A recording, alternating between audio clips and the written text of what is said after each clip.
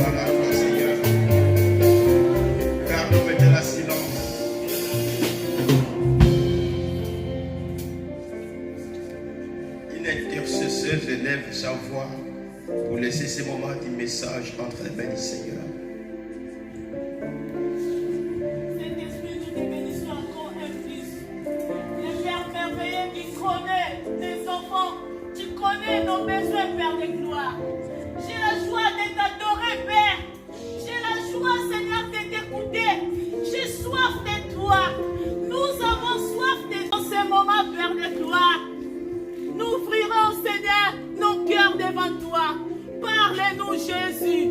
Parlez-nous, mon papa.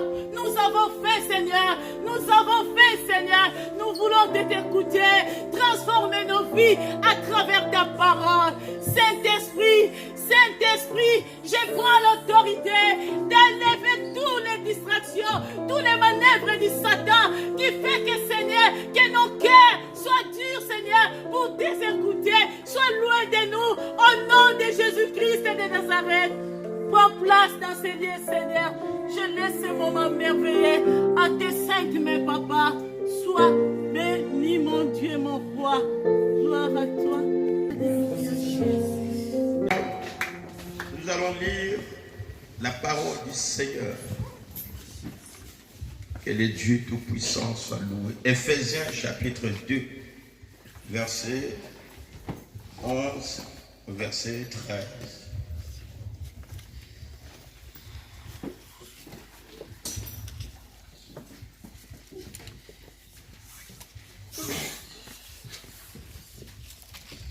Je vais lire la parole du Seigneur. La Bible dit, souvenez-vous donc de ceci. Autrefois, vous, païens, dans la chair, traités d'incirconcis par ceux qui se disent circoncis et qui le sont dans la chair, eux par la main des hommes, privés du droit de cité en Israël, étrangers aux alliances de la promesse, sans espérance et sans Dieu dans le monde. Le verset 13. Mais maintenant, en Christ Jésus, vous qui autrefois étiez loin, vous êtes devenus proches par le sang de Jésus-Christ. La parole du Seigneur. L'Éternel, je me humilie en ta face. Seigneur, que toi tu croisses et que moi je diminue, Seigneur. Dans ces moments merveilleux, Père, tu as quelque chose pour chacun et chacune ici présent. Je suis qu'un instrument, mais c'est toi qui es le maître et la parole vient de toi. Parle-nous comme tu le veux et pas comme nous voulons, Seigneur. Enseigne-nous comme tu le veux, Seigneur, et non selon nos pensées. Agis, Seigneur, manifeste ta puissance.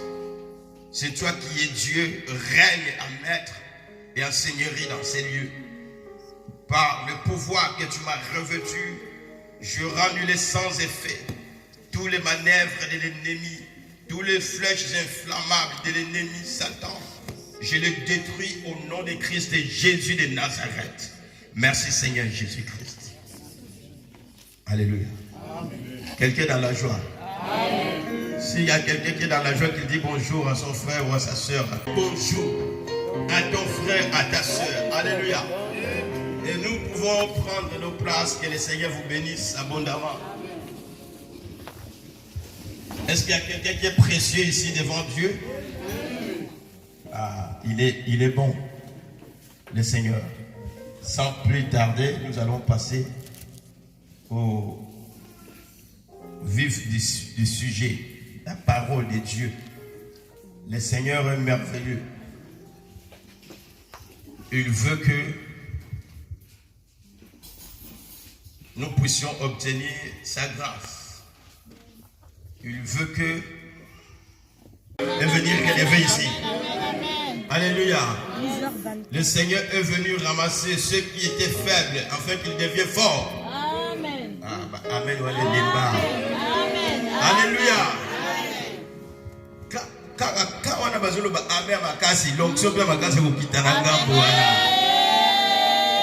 Juste les côtés où ils vont dire un mot amen. Le Seigneur va aussi envoyer l'onction de ce côté-là. Alléluia. Il est tellement merveilleux, c'est Dieu. La Bible nous dit ici, souvenez-vous. Quand on dit de se souvenir, ça veut dire c'est de quelque chose, quelqu'un s'est trouvé.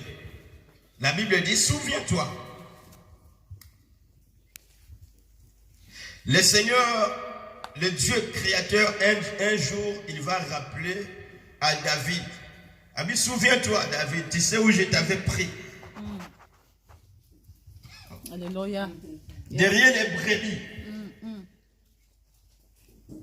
Un éleveur. Mais le Seigneur, il prend l'éleveur et il devient un roi.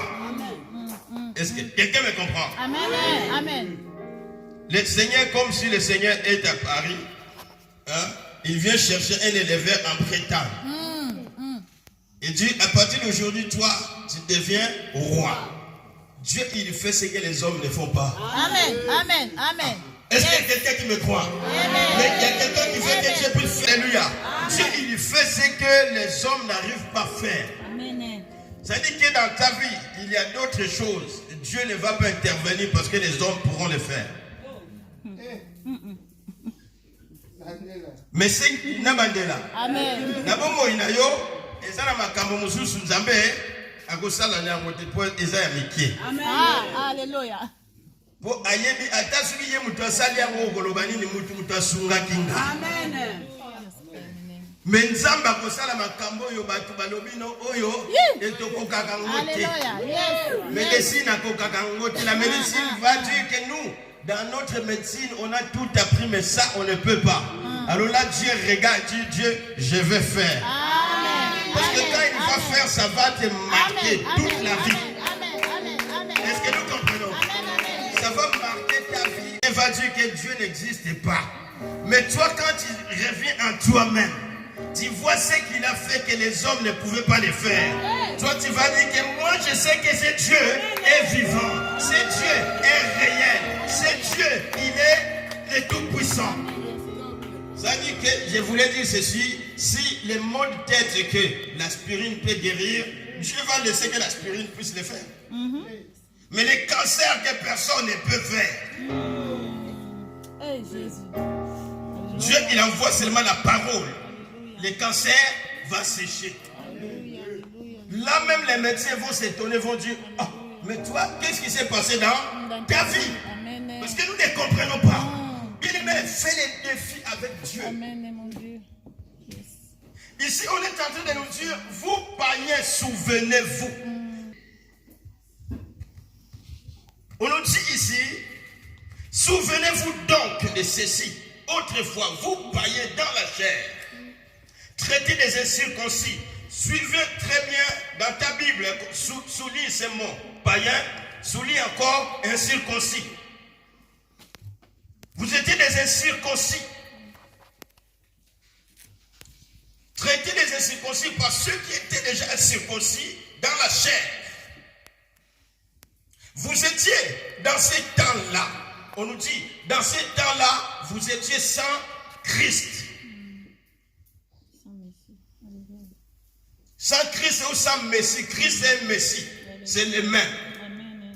Vous païens, parce que vous étiez des païens, des incirconcis.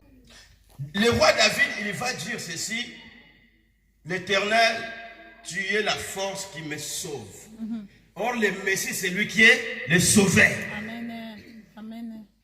Et on nous dit qu'autrefois, vous, païens, vous étiez sans Messie. Et on ajoute encore, vous étiez sans Dieu dans le monde. Bozangaki mobikisi. Puis bozangaki nzambe na mokili. Mais là, quand on nous dit Dieu dans le monde, on est en train de nous dire le Dieu créateur. Dieu avec les D majuscules. Dieu, le Tout-Puissant, Elohim. C'est-à-dire, on est en train de nous dire que vous n'aviez pas l'espérance. Sans espérance, étranger dans les cités, étranger dans les cités d'Israël.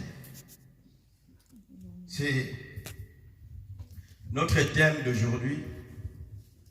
Christ est le fondement de toute espérance. Amen. Amen. C'est un grand enseignement que je suis en train de préparer, il est tellement profond. Maintenant, je vais vous faire comprendre ceci. C'est que le Saint-Esprit a mis dans mon cœur. Parce que je parle de l'Église plusieurs fois. Beaucoup de gens ne comprennent pas pourquoi tu es dans l'Église. Précisément l'Église locale. C'est la réponse de Dieu pour les besoins de sauver. C'est-à-dire qu'aujourd'hui, s'il y a quelqu'un qui te dit, moi, je n'ai pas besoin d'aller à l'église parce que Dieu, il est partout, cette personne-là est en train de te conduire dans les rêves. Amen. Alors, on nous dit ici, vous, païens, autrefois, c'est que vous étiez. Maintenant, je veux commencer à décortiquer ce qu'on vient de voir. En quelques mots, quand on appelait païen, regardez devant maintenant. Le païen, c'était le peuple qui était pas de la communauté vivante. C'est-à-dire, tous les peuples dans le monde qui n'appartenaient pas à la communauté d'Israël, ils étaient des païens. Païens. Alors, on nous dit qu'ils étaient aussi des incirconcis.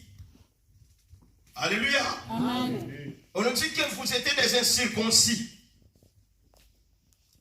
Un incirconcis, déjà la circoncision, c'était le signe de l'alliance que Dieu avait fait avec Abraham. Alléluia. Amen. Suivez, c'est très profond, suivez très bien. Vous êtes des païens parce que vous n'êtes pas de la communauté d'Israël. Vous n'êtes pas des peuples d'Israël. Vous êtes des païens. C'est quelqu'un qui n'avait pas l'alliance avec le vrai Dieu. Alors Dieu, c'est un Dieu d'alliance. Dieu marche avec les hommes par l'alliance. La Bible nous dit ceci, le peuple d'Israël, les Hébreux qui étaient en Égypte. Amen. Amen. Ils étaient en Égypte. Dieu, il avait dit, il dit à Abraham, ta descendance, ils seront des esclaves dans un pays. Mais je viendrai les libérer. Et quand ils étaient en Égypte, le 400 ans que Dieu avait promis, les 400 ans étaient passés. Tu lis la Bible dans Exode, la Bible dit, je me suis souvenu de mon alliance que j'ai fait avec Abraham. Ça veut dire ceci. Tous ceux qui sont les enfants d'alliance, tous ceux qui ont l'alliance avec Dieu, l'enfant d'alliance peut se trouver dans des situations chaotiques, peut se trouver dans les moments difficiles, peut se trouver dans les combats, peut se trouver dans des situations qui n'arrivent plus. C'est-à-dire qu'il est étouffé, le monde l'étouffe. L'ennemi vient, il veut les cribler comme du fromage. Alléluia. Amen. Mais c'est lui qui a l'alliance avec Dieu.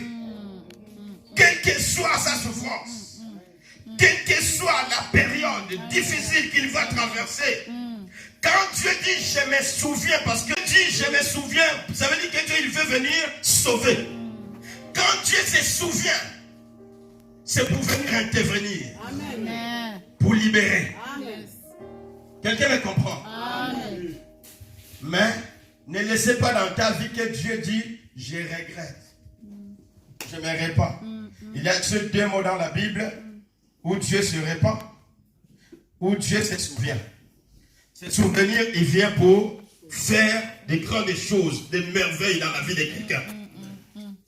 Mais quand Dieu dit, je regrette pourquoi je l'ai créé, pourquoi je l'ai mis là au milieu, ça dit que Dieu vient pour frapper. Dieu se souvient du peuple d'Israël, le peuple d'alliance. Et ce peuple le savait très bien. moments, des situations compliquées, ils revenaient à Dieu, ils fléchissaient leurs genoux, ils disaient seulement, souviens-toi de ton alliance que tu as fait avec nos pères, Abraham, Isaac et Jacob. Parce que l'alliance ne meurt pas. Écoutez, l'alliance n'était pas faite avec des gens inégaux. L'alliance, elle est toujours faite avec des gens, avec quelqu'un. Vous êtes dans un niveau égal. Ça veut dire entre les rois. Ils faisaient l'alliance. Et quand ils font l'alliance, il y a une ligne de démarcation. Alléluia. Suivez très bien, je suis en train d'expliquer. Il y a une ligne de démarcation, un qui est d'un côté et l'autre partenaire de l'autre côté. Alors, quand on fait l'alliance, un des partenaires dit, à partir d'aujourd'hui, tout ce que moi j'ai, mon argent, ma richesse, mon pouvoir, ça t'appartient à toi. Et l'autre aussi va dire, à partir d'aujourd'hui, tout ce que moi j'ai, tous les problèmes qui m'arriveront, toi comme tu es le partenaire de mon alliance, voilà tout, ça t'appartient. Si Dieu, alléluia, ceux qui ont l'alliance avec Dieu, c'est pourquoi Dieu s'élève. Il va s'élever pourquoi? Parce qu'il a fait l'alliance avec nous. Mais Dieu a fait l'alliance avec quelqu'un qui n'avait rien. Dieu a fait l'alliance avec une créature, lui qui est le créateur. Il n'y a que Dieu qui peut faire cela. Parce que les hommes ne peuvent pas accepter. Toi, tu es pauvre. Si tu fais l'alliance avec les riches, ça veut dire que ce que les riches ont, ça t'appartient à toi. Tu peux lui réclamer ce qu'il a. Ceux qui sont en train de comprendre, ils savent déjà que s'il y a quelque chose dans ta vie, tu peux réclamer à Dieu de lui dire, Seigneur, souviens-toi, tu as fait l'alliance avec moi. Ah, est-ce que Madame Nzambe va comprendre, Natalia? Il est vivant. Mais maintenant ici, on nous dit, suivez très bien. Un incirconcis ne pouvait pas se battre avec Israël et vaincre. L'exemple, c'est David. David, Goliath, il est grand en taille. Il est costaud et il a l'expérience militaire. David, il a l'expérience avec les moutons. Est-ce que vous comprenez la différence? Alléluia. Goliath, c'est un commando militaire. Il a de l'expérience. Mais l'erreur qu'il va faire, c'est de faire un défi avec quelqu'un qui avait l'alliance avec. L'erreur que Goliath va faire, c'est quoi? D'injurier les dieux très hauts, les peuples de l'alliance. De dire, écoutez, si vous avez quelqu'un qui peut me vaincre à moi, mes dieux, ils deviendront vos dieux. Ah. Tous ceux qui n'avaient pas compris, ils ont commencé à trembler parce que Goliath a fait trembler. Ne tremblez pas quand Goliath s'élève dans ta vie. Si Jésus-Christ est dans ta vie, ne tremblez pas. Souviens-toi. Alléluia.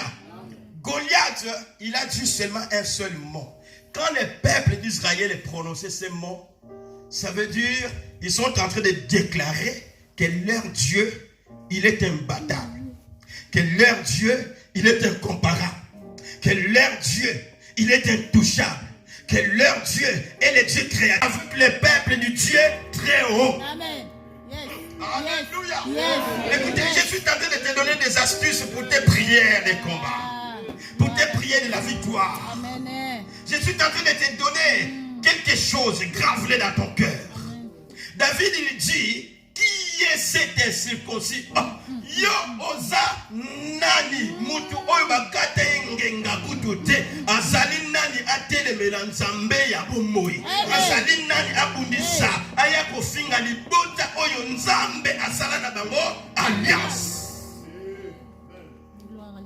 Et quand il regarde Goliath, il dit, tu as de l'expérience militaire, mais tu manques quelque chose. Celui qui te manque, c'est celui qui est à moi. Il dit, Toi, tu viens avec des lances. Tu as l'expérience de la lance. Il combat pour moi. Il est invisible, mais il est réel. Il est invisible, mais il est réel. Alléluia. Et quand il s'élève,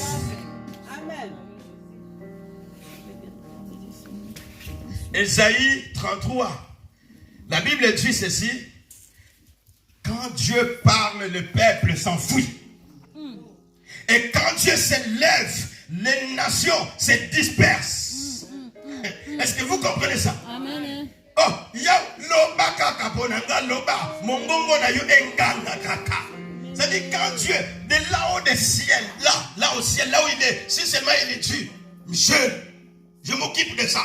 C'est fini. La victoire, elle est déjà de ton côté. Alléluia. Et David, il a compris ça. Qui est cet incirconcis? Ça veut dire que on nous dit, vous avez aucun droit dans la cité de Dieu, dans les promesses de Dieu.